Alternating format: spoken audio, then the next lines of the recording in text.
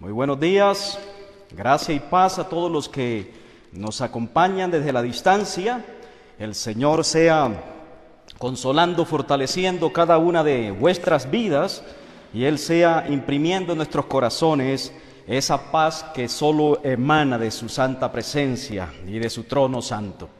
Hoy, en vista de las circunstancias que están tocando nuestras vidas, me gustaría tener la oportunidad de compartir un pasaje que se encuentra en Romanos capítulo 5, versículo 3 al 4. Así que vamos a hablar sobre estos dos versos de la Biblia. Vamos por favor a Romanos capítulo 5, versículo 3 al 4. Y si a usted le gusta colocarle un título a las enseñanzas que impartimos, qué bien pudiera ser para esta enseñanza: regocijo en las tribulaciones. Regocijo en las tribulaciones. Repito, Romanos capítulo 5, versículo 3 al 4. Usted desde su casa, por favor, abra la Biblia, busque la forma para que juntamente con nosotros pueda leer ese pasaje. Ya lo tuvimos en la lectura anterior, pero ahora vamos a hacer hincapié. En Romanos 5, 3 al 4. Dice el apóstol Pablo: y no solo esto, sino que también nos gloriamos en las tribulaciones, sabiendo que la tribulación produce paciencia, y la paciencia prueba, y la prueba esperanza. Vamos a ir al Señor en oración nuevamente. Soberano Dios y Padre, Dios de toda consolación, a través de Jesucristo, tu Hijo amado, nos acercamos ante ti, entendiendo que tú eres la fuente de vida.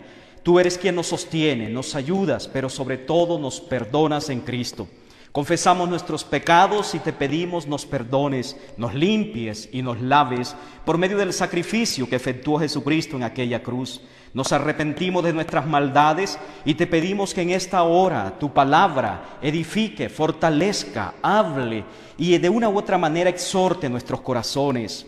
Te suplicamos en el nombre glorioso de nuestro Señor Jesucristo que consueles también a los que están en la distancia, a que a través de este método, este medio que tú nos has dejado hoy, como es, Señor, la tecnología, y que podemos entrar a los hogares de mis hermanos y de los amigos, seas bendiciendo también sus vidas de una forma especial. Te suplicamos entonces que tomes nuestra debilidad y la conviertas en fortaleza para que tu nombre sea glorificado y tu nombre reciba únicamente la gloria. En el nombre de nuestro Señor Jesucristo pedimos la guianza tuya a través de la presencia que es real de tu Espíritu Santo y la guianza, Señor, que también proviene de tu santa palabra, en el nombre bendito de nuestro Señor y Salvador Jesucristo. Amén. Regocijo en las tribulaciones. Y no solo esto, dice Pablo, sino que también nos gloriamos en las tribulaciones, sabiendo que la tribulación produce paciencia, y la paciencia prueba, y la prueba esperanza. Hoy estamos frente a dos hechos reales. Por un lado, se aproxima lo que se conoce como la celebración de la Semana Santa, que es una época en la cual recordamos la pasión y muerte del Señor Jesucristo. En esa obra que Jesucristo hizo en aquella cruz, donde derramó su sangre y donde hizo un sacrificio perfecto en pro de los escogidos, de los pecadores que desde antes de la fundación del mundo Dios le había asignado para este propósito. Pero también nos encontramos frente a otro hecho que es real, frente al hecho de la zozobra mundial que vive mucha gente en virtud de la pandemia que ha llenado a los corazones de temor, a los corazones de las personas de ansiedad y de mucha preocupación. Creo que sin ninguna duda las palabras que el apóstol Pablo menciona aquí en Romanos capítulo 5, versículo 3 al 4 son muy pertinentes para la iglesia en esta época en la cual nos encontramos. En Romanos capítulo 5, versículo 3 al 4, dice el apóstol Pablo: y no solo esto, sino que también nos gloriamos en las tribulaciones, sabiendo que la tribulación produce paciencia, y la paciencia prueba, y la prueba esperanza. Si nosotros sabemos, y al estudiar la Biblia lo podemos notar así, que según el contexto inmediato, Pablo viene hablando a la iglesia de Roma en el capítulo anterior, o sea, en el capítulo 4, de la gran bendición que tenemos los creyentes, los que mediante la fe somos herederos de la promesa, de aquella promesa que Dios le dio al patriarca Abraham. Pablo viene hablando y dando información de cómo gracias a la fe que tenemos hoy en el Señor Jesucristo y que hemos recibido de Él, tenemos entrada gratuita y acceso a la gracia de pertenecer a la familia de Dios, acceso al reino de los cielos, acceso a la presencia santa de nuestro Dios. Pero en el capítulo 5 y sobre todo en el versículo 3, parece que Pablo da un giro inesperado, pero apropiado del tema que viene desarrollando en el capítulo 4, y pasa entonces en el capítulo 5 a decirnos que él se gloriaba junto a los demás creyentes en las tribulaciones. Recordemos entonces que la palabra gloriarnos en este contexto básicamente significa alegrarse, es sinónimo de gozarse o de regocijarse. Esto es porque nosotros debemos entender entonces, de acuerdo a lo que Pablo viene mencionando, que en medio de los sufrimientos nosotros debemos comprender que Dios trata con nosotros para llevarnos a crecer en la perfección de la vida cristiana. Recordemos entonces que el origen del sufrimiento se remonta al mismo seno del Génesis, o mejor dicho, tiene lugar en aquel lugar que se conoce como el huerto. La Biblia nos muestra que después que Adán y Eva pecaron, o en su orden, después que Eva y Adán pecaron, la Biblia nos muestra que Dios dijo a la mujer lo siguiente, en Génesis capítulo 3, versículo 16. Dios le dijo a la mujer: multiplicaré en gran manera los dolores en tus preñeces, multiplicaré en gran manera los dolores en tus preñeces, y luego agrega: con dolor darás a luz los hijos, y tu deseo será para tu marido, y él se enseñoreará de ti.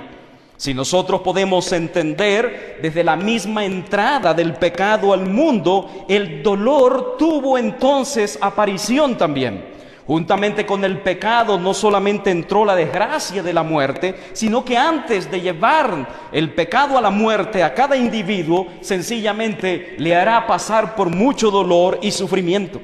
Así que el dolor hace parte de la consecuencia misma del pecado. En otras palabras, Dios lo estableció como un castigo para aquellos que en cierta manera se habían salido del contexto de los mandamientos que Él esperaba que cumplieran. Pero no solamente a la mujer dijo el Señor esto.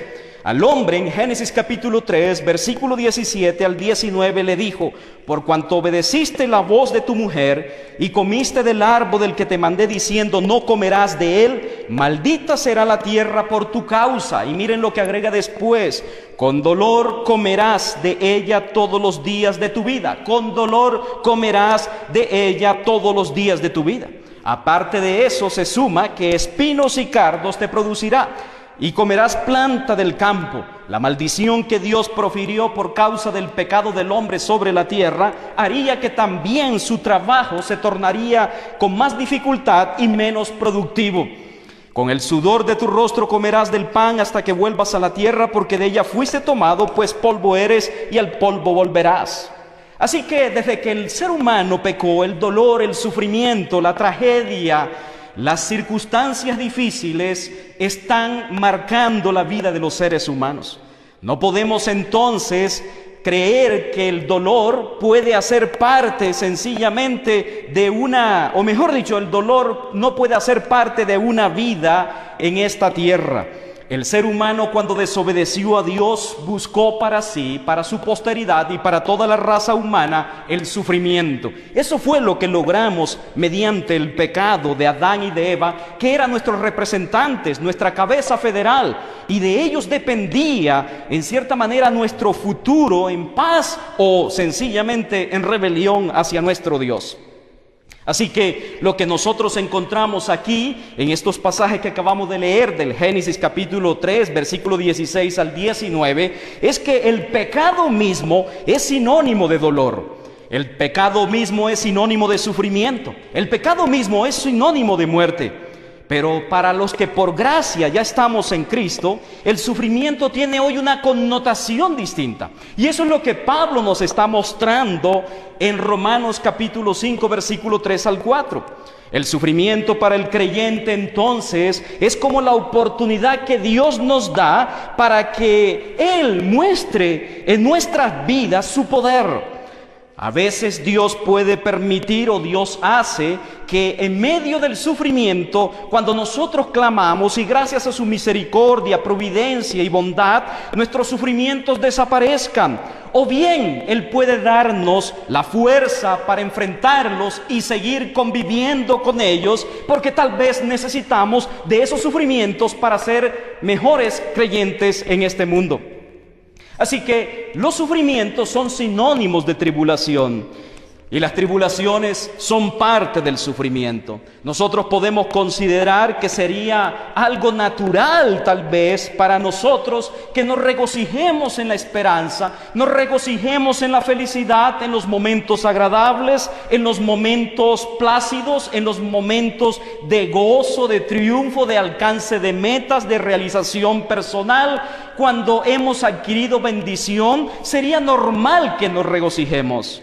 Pero regocijarnos, como dice Pablo, cuando nos hallamos en diversas dificultades, gloriarnos cuando estamos en las tribulaciones, parece que es contrario a nuestra mentalidad humana. A veces, escúcheme bien, podemos creer que este principio paradójico no puede tener cabida en el corazón del creyente. ¿Cómo es posible que una persona que ha sido rescatada sencillamente de la condenación a la vida eterna, cómo es posible que una persona que haya sido llamada por el Señor a sus caminos y que haya pasado de muerte a vida, de condenación a salvación, hoy se le diga que tiene que regocijarse en el sufrimiento? Entonces, ¿de qué lo libró el Señor? ¿De qué es lo que vino Jesucristo a librarnos? ¿En qué consistió el sacrificio de Cristo? Hay veces que desafortunadamente la Biblia ha sido mal interpretada y se quiere sacar del círculo del Evangelio, del círculo de los cristianos, la palabra sufrimiento. Pero la Biblia nos muestra entonces que según Cristo, el sufrir por el Evangelio inclusive sería una bendición. Así que el sufrimiento para el creyente implica algo especial que Dios nos da a través de él. En Mateo capítulo 5, versículo 10 al 12, el apóstol Mateo dice lo siguiente, escribe lo siguiente, tomando las palabras del Señor Jesús, las que fueran pronunciadas en el Sermón del Monte, y dice, Mateo 5, 10 al 12, bienaventurados los que padecen persecución por causa de la justicia, porque de ellos es el reino de los cielos.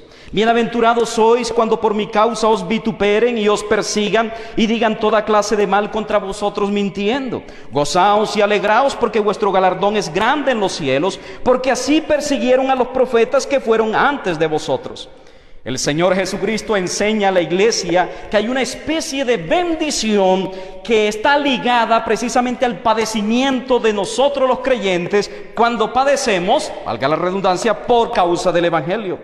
Bienaventurado sois, dichoso eres cuando te persiguen, cuando te digan cosas, vituperios contra ti que no son, cuando mientan en lo que las personas dicen en contra tuya.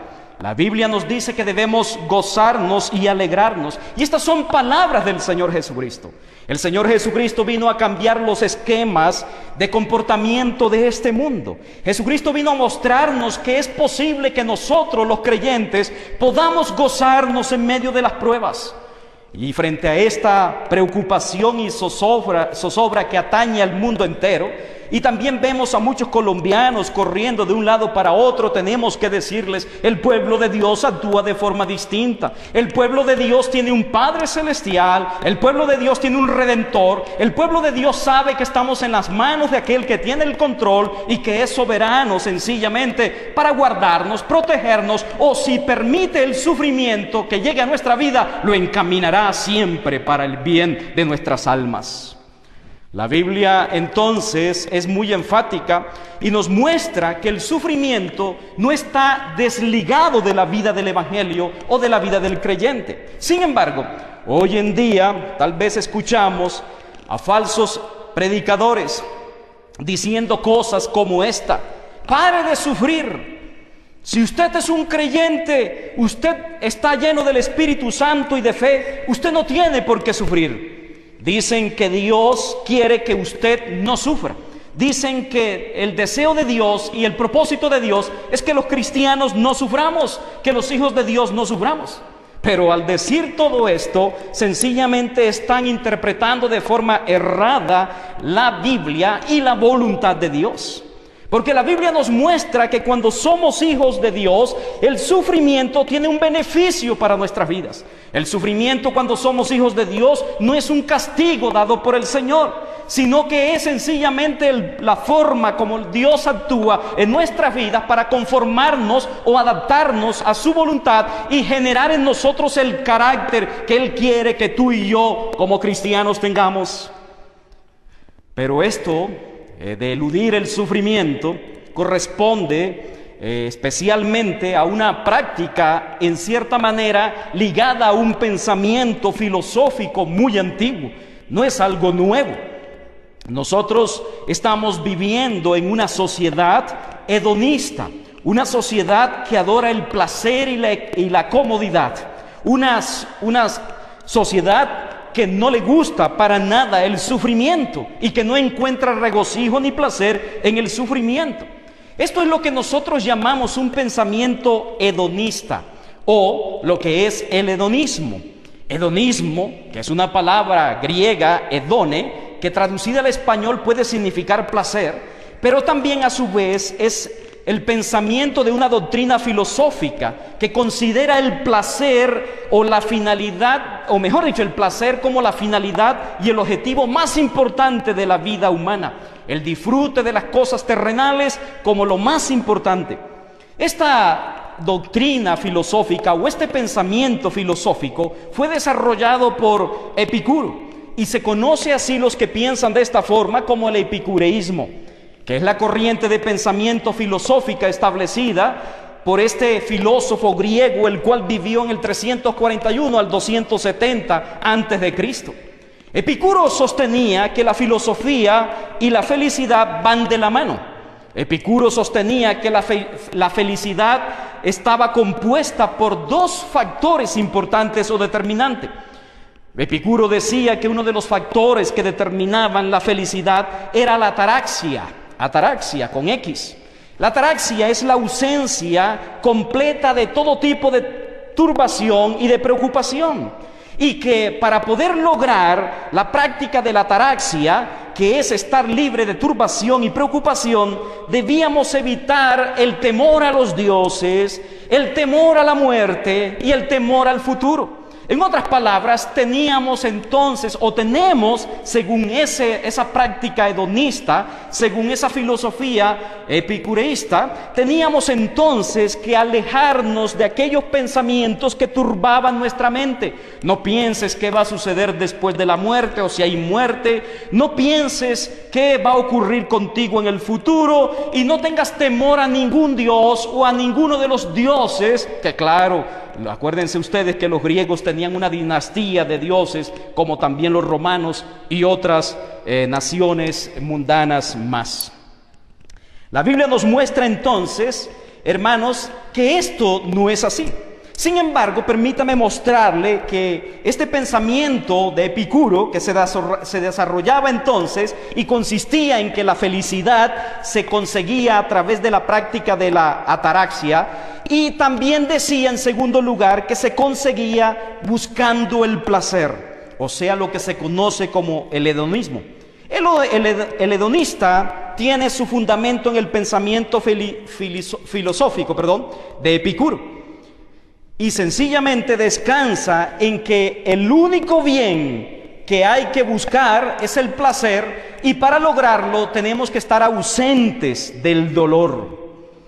Un hedonista entonces solo vive para disfrutar de los placeres mundanos, de la misma manera que evita el dolor y el sufrimiento, porque no encajan en la búsqueda del placer y de la felicidad. Hay muchas personas que ahorita con todo esto se sienten en cierta manera como si les hubiese quitado el estándar sobre el cual descansaban sus almas. Ellos descansaban en que cada día, y tenían la confianza de que cada día estaban fundamentando su vida sobre la felicidad, y que cada día estaban siendo más felices porque adquirían bienes, porque adquirían estabilidad laboral o material, o aumentaban sus bienes materialmente. Pero la Biblia nos muestra, escúcheme bien, que este pensamiento se ha inmiscuido poco a poco en las iglesias. Y hoy en día parece ser que esa es la enseñanza de muchos. En otras palabras, si tú eres un creyente, tú estás llamado a ser feliz. Si tú eres un creyente, tú no tienes por qué sufrir, tú tienes que disfrutar de la felicidad. Cristo murió en la cruz para hacerte feliz aquí en la tierra, y tú no tienes por qué experimentar ningún dolor, padecimiento, turbación o sufrimiento. Lejos de esa teoría, que no deja de ser falsa, escúcheme bien, nosotros conocemos que la Biblia nos muestra que a través del sufrimiento Dios trata con el cristiano. El epicureísmo es contrario a lo que la Biblia enseña porque comete varios errores. Primero, rechaza el sufrimiento y el dolor. Y el dolor y el sufrimiento, aunque se rechacen, hace parte, en cierta manera, escuchen desde el Génesis, como consecuencia o más bien como retribución por el castigo del ser humano. Y cuando somos creyentes, el sufrimiento, el dolor, tiene la motivación establecida por Dios para tratar contigo y conmigo, para perfeccionar nuestro carácter y hacernos mejores hijos de Dios. Pero también el epicureísmo comete otro error. No creen en la vida después de la muerte. Creen que sencillamente hay que buscar la felicidad en este mundo porque cuando nos morimos se acaba todo. La verdad es que sí hay vida después de la muerte. La Biblia nos establece ese principio y por esa razón fue una de las que vino Jesucristo. Jesucristo no vino, escúcheme bien, a quitar los tormentos y el sufrimiento temporal. Él vino sencillamente, obró a través de aquella cruz para que el sufrimiento de aquellos que depositarán o depositarían su fe en Él fuera quitado eternamente. En otras palabras, el sufrimiento de la condenación eterna no te mortifique en estos momentos. El otro error que comete el epicureísmo es que en su búsqueda de placer vuelve a la persona individualista, egoísta, la cual solo piensa en su propia satisfacción personal y en la realización de sus deseos más recónditos. Pero la Biblia nos muestra que no es así, que el creyente ya no vive para sí, que como cristianos no vivimos para nosotros ni para nuestra propia realización, sino que propendemos por buscar el bien de los demás. La Biblia nos muestra que el egoísmo es contrario a los principios establecidos por Dios. Así que esta práctica que sostienen algunos, que el sufrimiento no hace parte de la vida cristiana, es errada. Y si tú la has escuchado, sácala, bórrala de tu mente, porque es contraria a la verdad espiritual. Pero ¿qué dice la Biblia? Contrario al pensamiento del epicureísmo, el apóstol Pablo no rechaza el sufrimiento.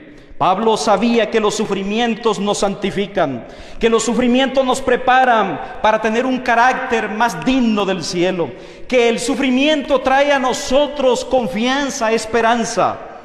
De hecho, Pablo en la segunda carta a los Corintios, capítulo 6, versículo 3 al 10, dice lo siguiente. Segunda a los Corintios capítulo 6, versículo 3 al 10, Pablo dice lo siguiente: no damos a nadie ninguna ocasión de tropiezo para que nuestro ministerio no sea vituperado.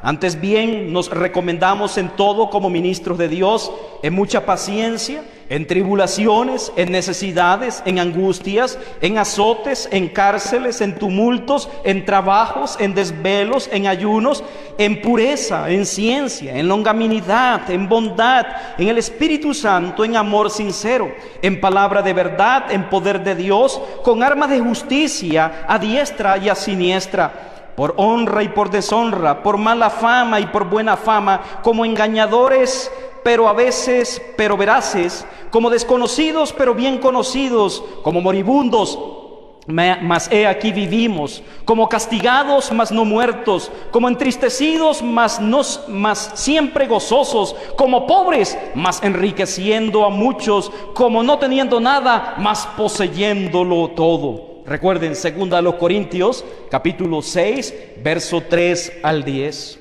Pablo entendía, hermanos, que el sufrimiento está ligado a la vida cristiana.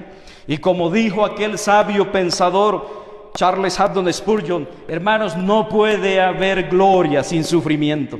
El sufrimiento, entonces, lo que encontramos en el versículo 3, de allí donde estamos leyendo, de Romanos capítulo 5, es que está ligado entonces a un producto, está ligado a una consecuencia. Y no solo esto, sino que también nos gloriamos en las tribulaciones, sabiendo que la tribulación, que es sinónimo de sufrimiento, produce paciencia, Esto nos muestra entonces que el sufrimiento produce algo en nosotros, genera un fruto, hace que de ti brote algo muy importante y de mí también, que pareciera que de otra forma no podemos lograrlo o no podemos producir ese fruto. Y no solo esto, sino que también nos gloriamos en las tribulaciones, sabiendo que la tribulación produce paciencia. Recordemos, he vuelto nuevamente a Romanos capítulo 5, al versículo 3. Así que Pablo reconoce que la tribulación produce en los hijos de Dios algo distinto, algo positivo, produce una fuerza para soportar eventos y sufrimientos más grandes que nos puedan venir en el futuro. Nos lleva a estar más firmes delante de la presencia de nuestro Dios. Entonces, la forma como Dios desarrolla la paciencia en el creyente, en nosotros, es permitiendo que venga el sufrimiento.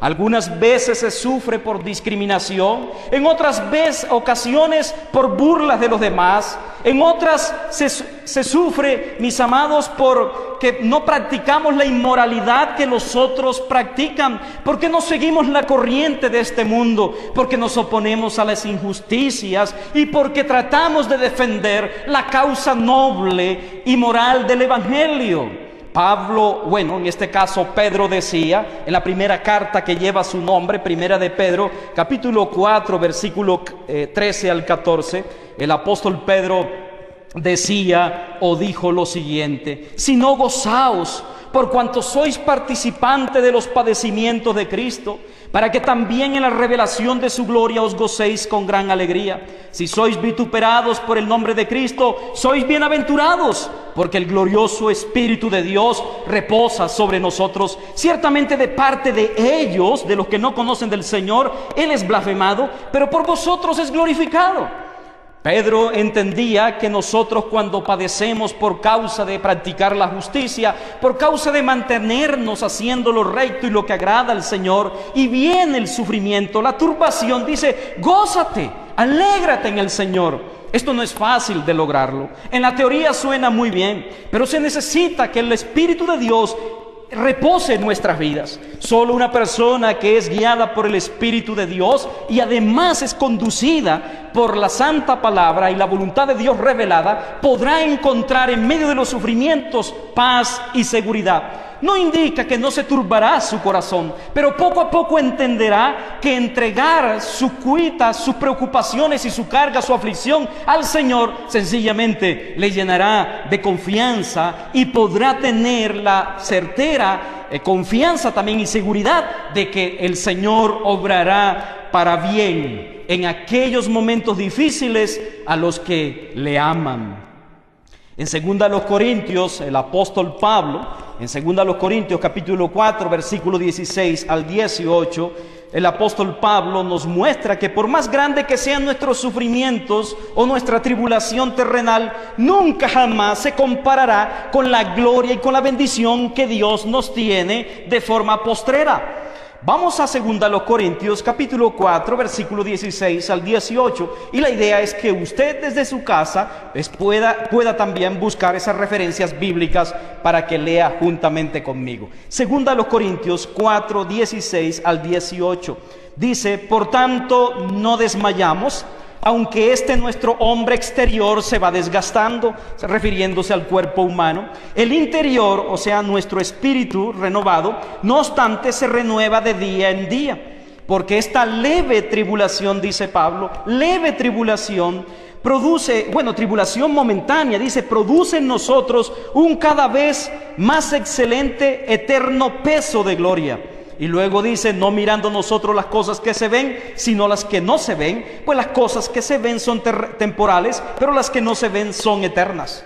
Pablo en este pasaje desarrolla el concepto, mis amados, que las tribulaciones de este mundo para el creyente son momentáneas y son leves en comparación con aquel excelente y eterno peso de gloria que será para siempre. Lo que tú y yo suframos en esta tierra, aunque nos parezca el Calvario, nos parezca la Odisea, nos parezca la turbación más grande de este mundo, nunca jamás tendrá la misma comparación que el beneficio, el beneplácito, el disfrute de la gloria eterna que Dios nos tiene a los que por gracia hemos sido llamados y hemos pasado de condenación a salvación gracias a la obra de Cristo.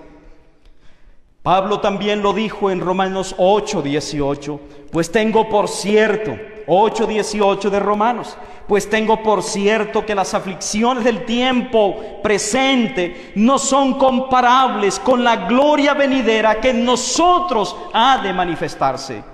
¿Es duro tu dolor? ¿Es pesada tu carga? ¿Es difícil tu tribulación? Bueno, déjame decirte que más grande que todo eso, más elevado que todo eso, más maravilloso en gloria que todo eso, que tu sufrimiento, escuchen, es, hermanos, lo que Dios tiene para nosotros. Y esa es la esperanza a la cual Pablo apuntaba. En otras palabras, cuando yo esté pasando por un sufrimiento, entiende, si mi sufrimiento es grande, más grande será lo que Dios nos tiene.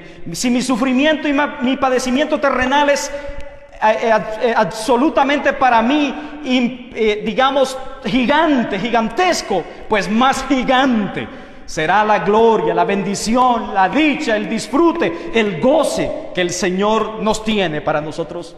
No nos amarremos a este mundo como si fuera lo único. Así que en el verso 4, ahora sí, volviendo nosotros a Romanos, en el verso 4, porque ya estuvimos mirando en el capítulo 5 el versículo 3, recuerden el versículo 3 dice Pablo, y no solo esto, sino que también nos gloriamos en las tribulaciones, sabiendo que la tribulación produce paciencia. Y en el verso 4 dice, y la paciencia produce prueba. O sea, ahí no está la palabra produce, pero entendemos que eso es lo que Pablo está apuntando. Y la paciencia prueba, o sea, la paciencia lleva, produce o genera prueba. Nosotros debemos comprender entonces que en las pruebas, que son las aflicciones y son las tribulaciones, Dios la utiliza para desarrollar el carácter cristiano. Las pruebas nos pulen, las pruebas nos preparan de la misma forma como el fuego del crisol refina al más brillante oro.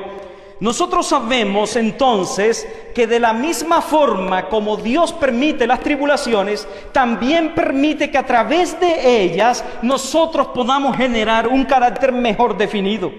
En Zacarías capítulo 13, versículo 9, libro del Antiguo Testamento, el Señor dice, y meteré en el fuego a la tercera parte, y los fundiré como se funde la plata, y los probaré como se prueba el oro. Él invocará mi nombre, y yo le oiré, y diré, pueblo mío, y él dirá, Jehová es mi Dios. Las tribulaciones tienen entonces para el creyente la ventaja de que nos llevan a depender y a confiar más de nuestro Dios. Las tribulaciones hacen que nosotros podamos en cierta manera descansar más en la paz y en la confianza de nuestro Dios. Nos llevan a orar, a depender más de Dios, nos llevan a la Biblia, a leerla cuando la hemos descuidado, y nos llevan precisamente a recordar que debemos congregarnos y que debemos estar más cerca de nuestro Salvador. Bien lo decía, hermanos, el apóstol Santiago en su carta, dándonos a entender que las pruebas nos maduran, las pruebas nos hacen más sencillos. Las pruebas nos hacen más humildes. Las pruebas y las tribulaciones nos hacen más compasivos. Las pruebas nos ayudan a crecer a la semejanza de Cristo. Las pruebas nos llevan a depender de nuestro Dios. Santiago lo decía así en el libro que lleva su nombre, capítulo 1, versículos 2 y 3. Santiago 1, 2 y 3. Hermanos míos, tened por sumo gozo, por grande gozo, por un gozo expectante, importante, cuando os halléis en diversas pruebas, no en una, diversas pruebas, sabiendo que la prueba de vuestra fe produce paciencia. Dios permite las tribulaciones, las dificultades para desarrollar en ti y en mí un factor determinante que es la paciencia, que es el arte de saber reaccionar frente a las circunstancias, que es meditar en aquello que nos está sucediendo para comprender a aquellos que sufren y padecen y saberlos guiar al Señor, y a los que son del Señor saberlos orientar en ese descanso solaz que nos ofrece la gracia de nuestro Dios. Así que el sufrimiento entonces como que nos capacita para ayudar a los demás. Y yo creo que esa es la idea que Pablo tenía cuando en la segunda carta a los Corintios, en el capítulo 1, versículo 3 al 10, escribe, segunda a los Corintios 1, 3 al 10. Bendito sea el Dios y Padre de nuestro Señor Jesucristo, Padre de misericordia y Dios de toda consolación, el cual nos consuela en todas nuestras tribulaciones, para que podamos también nosotros consolar a los que están en cualquier tribulación. Pablo tenía muy claro, Pablo sabía y entendía y estaba completamente seguro que cuando Dios nos consuela, nos ayuda, nos permite las tribulaciones, claro, antes de consolarnos, no las permite, es el propósito de Él, es que nosotros podamos haber pasado la prueba de la tribulación y ahora podamos también ayudar a los que sufren, podamos consolar a los que están en cualquier tribulación. En el versículo 5 dice, porque de la manera que abundan en nosotros las aflicciones de Cristo, así abundan también por el mismo Cristo nuestra consolación. Pero si somos atribulados, es para nuestra consolación y salvación. O si somos consolados, es para nuestra consolación y salvación, lo cual se opera en el sufrir las mismas aflicciones que nosotros también padecemos. Y nuestra esperanza respecto de vosotros es firme, pues sabemos que así como sois compañeros en las aflicciones, también lo sois en la consolación. Porque hermanos, versículo 8, porque hermanos, no queremos que ignoréis acerca de nuestra tribulación que nos sobrevino en Asia, pues fuimos abrumados sobremanera, más allá de nuestras fuerzas, de tal modo que aún perdimos la esperanza de conservar la vida. Pero tuvimos en nosotros mismos sentencia de muerte, para que no confiásemos en nosotros mismos, sino en Dios que resucita de los muertos, el cual nos libró y nos libra, y en quien esperamos que aún nos librará de tan gran muerte. Yo creo que nosotros, frente a esta zozobra que vive el mundo, pero que los cristianos no estamos en la misma sintonía, hermanos, tenemos que tener esta confianza.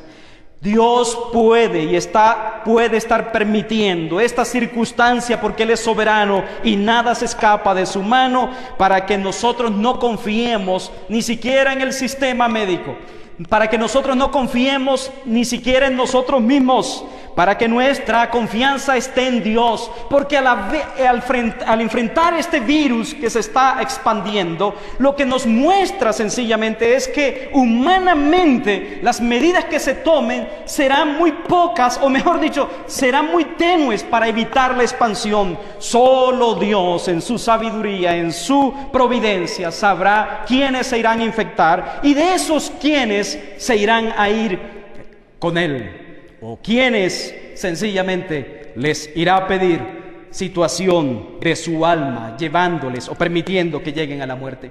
Pero nosotros los cristianos confiamos en nuestro Dios y entendemos que aunque hay una zozobra, una preocupación, nuestra confianza y seguridad está en el Todopoderoso. Aférrese a Él y crea, descanse en las manos de aquel que tiene poder y es soberano, no solo para guardarnos, sino también es también soberano para permitirnos que si pasamos por esa pandemia, escúcheme bien, puede sacarnos avante o puede cumplir su propósito en nosotros. Sea que muramos o que vivamos, del Señor somos. Nuestra confianza está en el Señor. Pero en el versículo 4 también encontramos algo muy importante, volviendo a Romanos capítulo 5, el versículo 4. Pablo dice en el versículo 4, y la paciencia produce prueba, y la prueba esperanza. O sea que el carácter probado produce esperanza. Eso es lo que dice la última parte del verso 4, y ya estamos próximos a terminar. Eso quiere decir que a medida que nosotros maduramos en la prueba, reconocemos que Dios tiene un plan para nosotros y que ese plan pertenece al Señor. Pablo nos habla aquí de una esperanza, y Pablo nos había dicho también que esa esperanza no avergüenza. Esa esperanza no nos va a crear una desilusión. Y la razón por la cual hay una esperanza, escúcheme bien, es porque esa esperanza está basada en la obra y el sacrificio de nuestro Señor Jesucristo. Es una esperanza cierta, no es sencillamente una posibilidad, no es un quizá, es sencillamente el cumplimiento de una promesa de aquel que dijo: no soy hombre para que mienta, ni hijo de hombre para que me arrepienta. Yo dije y yo haré. Eso lo dijo el Señor, y la verdad es que es así. Esa esperanza debe mantenernos a nosotros con nuestra fe puesta en el Señor, porque descansa en la obra y en el sacrificio de Cristo. Descansa en las palabras de aquel que dijo nunca nos dejaría, y que su obra sencillamente era y es perfecta para nosotros. Mientras las esperanzas de este mundo producen sencillamente insatisfacción, mientras las esperanzas que este mundo ofrece son pasajeras y no tienen fundamento seguro, la obra perfecta de Cristo en la cruz del Calvario ofrece una esperanza para todo aquel que se arrepiente y cree en su obra perfecta, y que a través de ella llevó el pecado de todos los que han de creer. Bien lo dijo el Señor en Mateo capítulo 7, versículo 21 al 23. No todo el que me dice Señor, Señor, entrará en el reino de los cielos, sino el que hace la voluntad de mi Padre que está en los cielos. Muchos me dirán en aquel día: Señor, Señor, ¿no profetizamos en tu nombre? Y en tu nombre echamos fuera demonio, y en tu nombre hicimos muchos milagros. Entonces les declararé: nunca os conocí, apartaos de mí, hacedores de maldad. Lamentablemente, una persona, escúcheme bien, puede durante toda su vida tener la esperanza de que va a ir al cielo, y finalmente, cuando muera, partir hacia el infierno mismo. La Biblia nos muestra entonces, escúcheme bien, que toda esperanza que el hombre ha colocado sobre sus propias obras, y toda esperanza que el hombre ha colocado sobre sus propios ídolos o sobre la idolatría, es una esperanza incierta. Toda esperanza que la persona ha colocado en una oración, en un rezo que repitió en alguna vez, puede ser incierta si no tiene una profesión de fe genuina que la autentica. Pablo decía, mis amados, en Filipenses 1:29, porque a vosotros os es concedido a causa de Cristo no solo que creáis en Él, sino que también padezcáis por Él. Escuchen, la Biblia nos muestra entonces que todo tipo de esperanza que la persona tiene solamente en una fe espuria, en una fe idolátrica, en una fe que no es la correcta que la Biblia nos menciona, puede ser una esperanza incierta. La Biblia nos dice que en últimas la tribulación produce paciencia, y la paciencia nos lleva a confirmarnos en la esperanza de que es cierto que el Señor guardará nuestro depósito, la esperanza de que es cierto que Cristo vendrá por segunda vez y llevará a sus escogidos, la esperanza de que si morimos en Cristo, un día resucitaremos con Él, la esperanza de que algún día disfrutaremos de cielo nuevo y tierra nueva, la esperanza de que que estaremos por siempre con el Señor en las bodas del Cordero, disfrutando no solo de las mansiones celestiales, sino de su presencia para siempre y del descanso único que puede darnos en el consuelo, en el seno consolador de nuestro gran y único Dios. La pregunta que podemos formularnos en estos momentos es: ¿cómo puedo saber que tengo esa verdadera esperanza y que tal vez mi corazón no está engañado? Bueno, permítame decirle lo siguiente. Si usted es una persona que ha puesto su confianza para ser salvo en la obra y sacrificio de Cristo, usted tiene entonces una esperanza verdadera.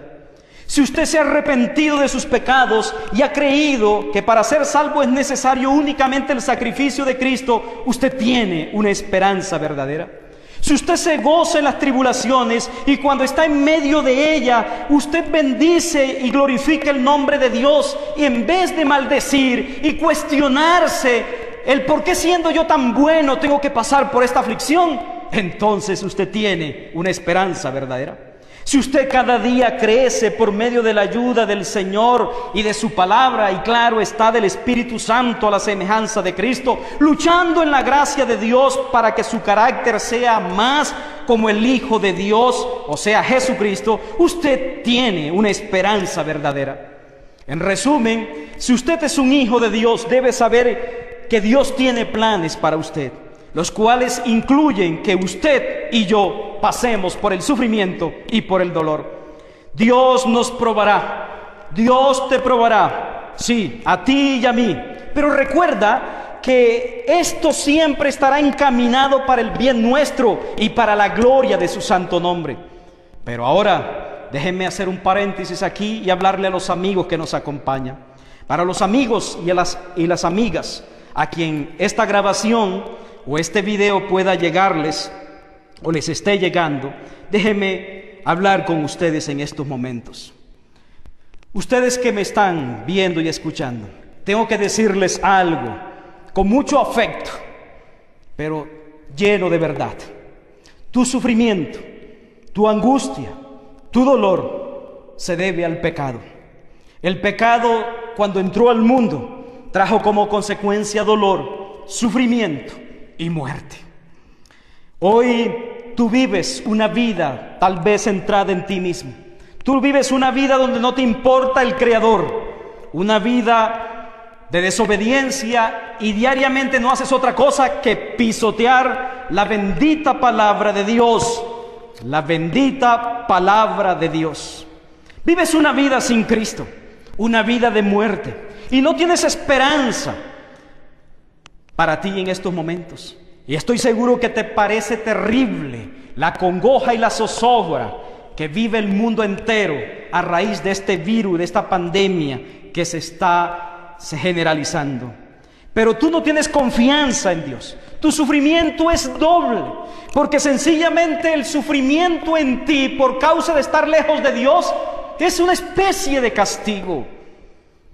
Tú no tienes esperanza de que si te mueres despertarás y tus ojos se abrirán en los brazos, en el seno del Señor. Tú no tienes confianza como la tuvo aquel que se arrepintió al lado de la cruz de Cristo, cuando Jesús le dijo que hoy mismo estarás conmigo en el paraíso, por supuesto después que ambos murieran. Tú no tienes esa confianza, mi amigo, porque estás viviendo una vida centrada en ti mismo, una vida individualista, una vida egoísta, una vida donde piensas solamente en tus propias metas o las metas de tu familia, pero donde no te importa el prójimo, una vida donde has dejado de lado el mandamiento, la palabra de Dios, y sencillamente has hecho caso omiso a ella. Así que tu sufrimiento, lamentablemente, es una forma de castigo. Pero hoy las cosas pueden cambiar para ti. Es necesario que reconozcas la forma en que Dios permite el sufrimiento para ti. Dios está permitiendo que tú sufras o que los tuyos sufran para que esto sea un llamado al arrepentimiento. Dios permitirá el sufrimiento en ti para mostrarte que no hay nada que pueda librarte sino el Todopoderoso. Dios está mostrando el sufrimiento para que tu orgullo y arrogancia sean llevados al piso. Dios está mostrando, te está guiando al sufrimiento para que te des cuenta que sin el socorro de Él es imposible que tú salgas avante en la vida. Arrepiéntete de tus pecados, confiesa, coloca tu fe en el Señor Jesucristo, confiesa su nombre y vive a partir de hoy en lo que enseña su santa palabra.